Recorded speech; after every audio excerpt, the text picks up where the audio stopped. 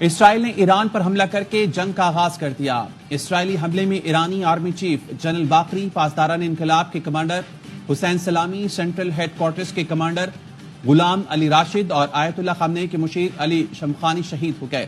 فریدون عباسی اور محمد مہدی سمیت 6 جوہری سائنسدانوں نے بھی جام شہادت نوش کیا۔ تہران میں رہائشی عمارت پر حملے میں 5 افراد لقمہ اچل پڑے، 50 افراد زخمی ہوئے، متعدد رہائشی علاقے متاثر۔ اسرائیل کا تبریز میں ایئرپورٹ کے قریب نیا حملہ، اسلحہ بنانے والی فیکٹری کو نشانہ بنایا۔ میجر جنرل عبدالرحیم موسوی کو ایران کا نیا آرمی چیف، محمد پاکپور کو پاسداران انقلاب کا نیا کمانڈر، جبکہ علی شادمانی کو سینٹرل ہیڈ کوارٹرز کا کمانڈر بنا دیا گیا۔ ایرانی قیادت کا اعلیٰ ترین سیکیورٹی اجلاس، ملک میں ہنگامی حالت کا اعلان کر دیا گیا۔ اسرائیلی فورسز کا ایران کی جانب سے بھیجے گئے متعدد ڈرونز مار گرانے کا دعویٰ۔ اسرائیل کا کہنا ہے اب تک کوئی ڈرون اسرائیل تک نہیں پہنچ سکا۔ غیر ملکی میڈیا کا کہنا ہے اسرائیل نے لوگوں کو محفوظ مقامات پر رہنے کی ہدایت واپس لے لی۔ اسرائیلی فورسز نے دعویٰ کیا تھا کہ ایران نے اسرائیل پر جوابی وار کرتے ہوئے 100 ڈرونز بھیجے تھے۔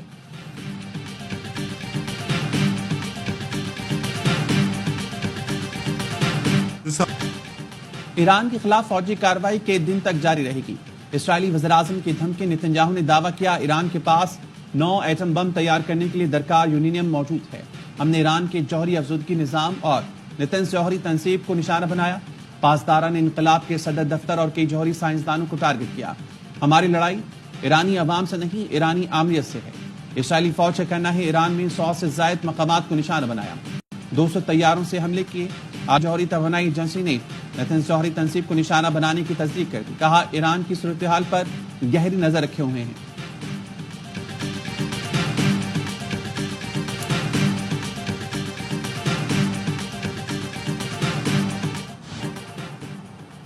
صہیونی ریاست نے ہماری سرزمین پر حملہ کر کے گھناؤنا جرم کیا۔ اسرائیل کو تلخ اور دردناک انجام کا سامنا کرنا ہوگا۔ ایران کے سپریم کمانڈر علی خامنئی کا کہنا ہے اس میں شک ہی نہیں کہ اسرائیل کو سزا ضرور ملے گی۔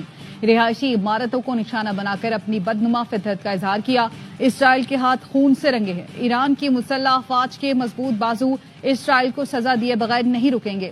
ایرانی صدر مسعود پزشکیان کہتے ہیں اسرائیل کو آج کے حملے پر پچھتانا پڑے گا۔ ایرانی صدر آج قوم سے خطاب کریں گے۔ قم کی جمکران مسجد میں علامتی سرخ جھنڈا لہرا دیا گیا، جس کا مقصد انتقام لینے کا اعلان ہے۔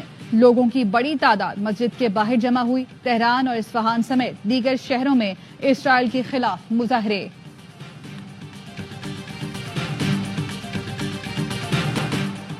صدر آصف علی زرداری اور وزیراعظم شہباز شریف کی ایران پر اسرائیلی حملوں کی مذمت، حملے میں جانی نقصان پر افسوس کا اظہار۔ صدر آصف علی زرداری نے کہا اسرائیلی حملے ایران کی خود مختاری اور علاقائی سالمیت کی کھلی خلاف ورزی ہیں۔ عالمی برادری صورتحال مزید بگڑنے سے روکنے کے لیے فوری کارروائی کرے۔ وزیراعظم شہباز شریف نے کہا یہ عمل سنگین، غیر ذمہ دارانہ اور انتہائی تشویشناک ہے۔ کشیدگی سے علاقائی اور عالمی امن کو نقصان پہنچ سکتا ہے۔ چیئرمین پیپلز پارٹی بلاول بھٹو نے اسرائیلی حملے کی مذمت کر دی، کہا مشکل کی اس گھڑی میں ایرانی عوام کے ساتھ ہیں۔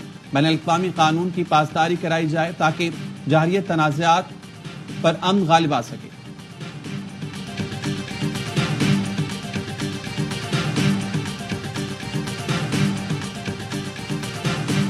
This House jointly and unequivocally condemns Israel and its heinous crimes against Muslim Ummah, especially against brotherly nations of Palestine and Iran.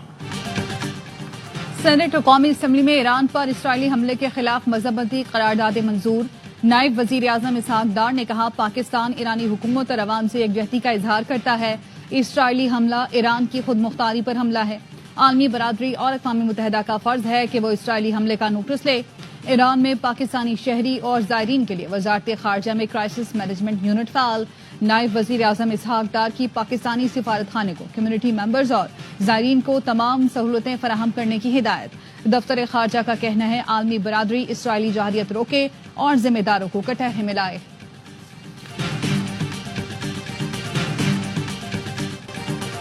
سعودی عرب کی ایران پر اسرائیلی جارحیت کی شدید مذمت، سعودی وزیر خارجہ فیصل بن فرحان کا ایرانی ہم منصب سے رابطہ، کہا اسرائیلی حملے سفارتی حل تلاش کرنے کی کوششوں میں رکاوٹ ہیں۔ اقوام متحدہ کے سیکرٹری جنرل انطونیو گوتریس کا ایران میں جوہری تنصیبات پر اسرائیلی حملوں پر تشویش کا اظہار۔ مشرق وسطی میں کشیدگی کی مذمت کرتے ہیں، تنازع سے بچنے کے لیے تحمل سے کام لیا جائے۔ چین نے ایران کی موجودہ سیکیورٹی صورتحال کو سنگین اور پیچیدہ قرار دے دیا. آسٹریلیا اور نیوزی لینڈ کی ایران پر اسرائیلی حملے کی شدید مذمت. آسٹریلوی وزیر خارجہ کہتی ہیں اسرائیل اور ایران کی بڑھتی ہوئی کشیدگی پریشان کن ہے. نیوزی لینڈ کے وزیر اعظم نے کہا اسرائیلی حملے مشرق وسطیٰ کے لیے ممکنہ طور پر تباہ کن ہیں.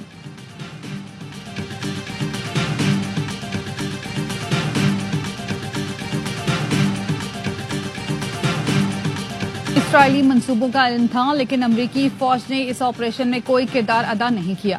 امریکی صدر ڈونلڈ ٹرمپ نے فاکس نیوز سے گفتگو میں کہا ایران پر اسرائیلی حملوں میں واشنگٹن ملوث نہیں ہے، لیکن اگر ایران نے جوابی حملہ کیا تو امریکہ اسرائیل کے دفاع میں مدد کرے گا. انہوں نے مزید کہا ایران کے پاس ایٹم بم نہیں ہو سکتا اور ہم مذاکرات کی میز پر واپس آنے کی امید کر رہے ہیں. صدر ٹرمپ نے کابینہ کا ہنگامی اجلاس طلب کر لیا.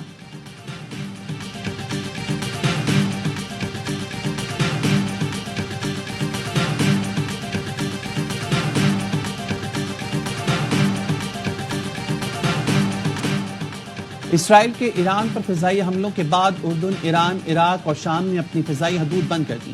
خبر رساں ایجنسی کے مطابق ایران میں تہران کے امام خوینی ہوائی اڈے پر تمام پروازیں معطل کر دی گئیں. اردن کی وزارت خارجہ کا کہنا ہے اپنی فضائی حدود بند کر چکے، اسے میدان جنگ نہیں بننے دیں گے اور نہ ہی اس کی خلاف ورزی برداشت کریں گے.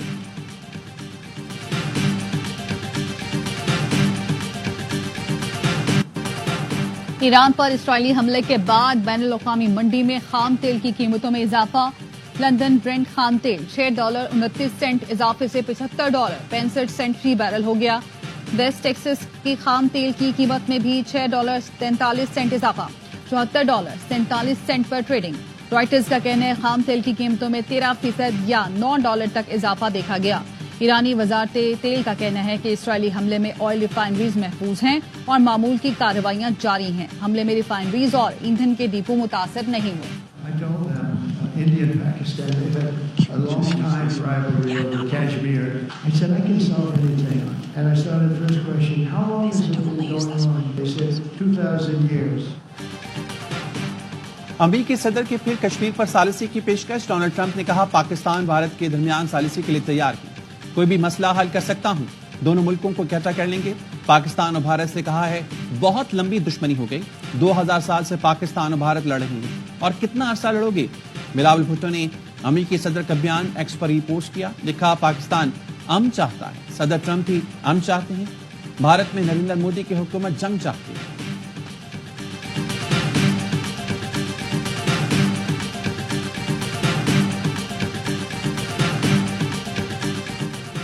سندھ کابینہ نے 3,451 ارب روپے کے بجٹ کی منظوری دے دی. بجٹ آج پیش کیا جائے گا. ملازمین کی تنخواہ میں 15 اور پینشن میں 10% اضافے کی تجویز. نئی اسکیموں کے لیے 183 ارب. تعلیم کا بجٹ 32 سے بڑھا کر 38. صحت کا بجٹ 18 سے بڑھا کر 21 ارب مختص کرنے کی تجویز. کراچی کے بڑے ترقیاتی منصوبوں کے لیے 21 ارب روپے رکھے جائیں گے. ترقیاتی بجٹ 1018 ارب تک پہنچنے کی توقع.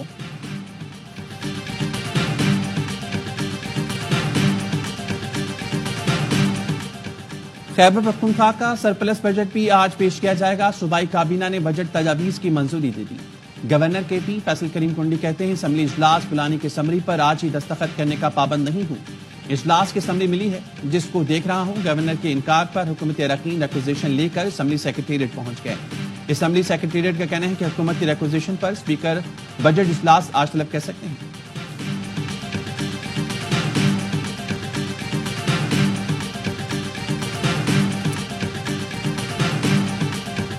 The result of the vote is as follows. In favor, 149. Against, 12. Abstentions, 19.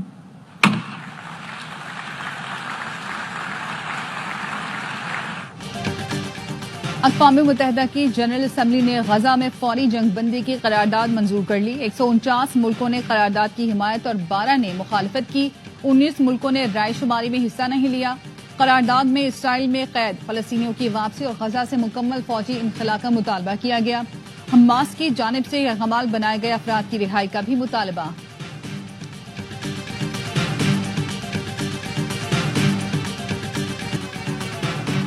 بھارتی شہر احمد آباد میں تباہ ایئر انڈیا کے طیارے کا ایک بلیک باکس مل گیا. دوسری کی تلاش. حادثے میں عملے کے 12 اراکین اور 11 بچوں سمیت 240 مسافر ہلاک ہوئے تھے۔ طیارہ گرنے کے باعث ہاسٹل تباہ ہو گیا۔ حادثے میں مجموعی طور پر 290 افراد ہلاک ہوئے۔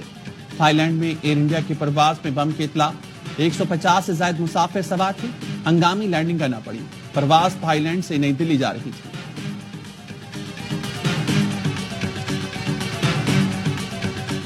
امریکی شہر لاس اینجلس میں امیگریشن چھاپوں اور فوج کی تعیناتی کے باوجود مظاہرے چھٹے دن بھی جاری۔